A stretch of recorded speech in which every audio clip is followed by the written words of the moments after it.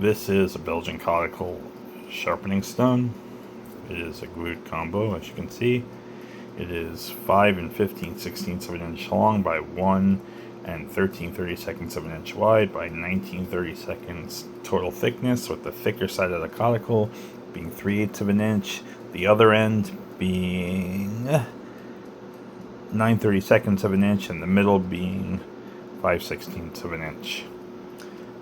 This one has a very fine feeling of abrasion, super fine feeling of abrasion when you use it on water.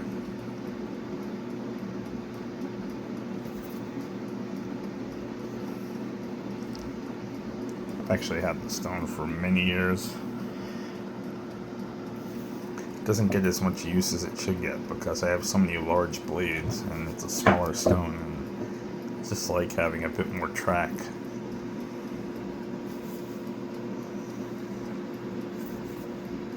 It's a very nice stone. I've never rolled those out because that never mattered. Sort of green, tan, more tan than green. Tan with hints of green and yellow. Might be one of the softer iterations of La Verte, might be one of the more gray iterations of Legris.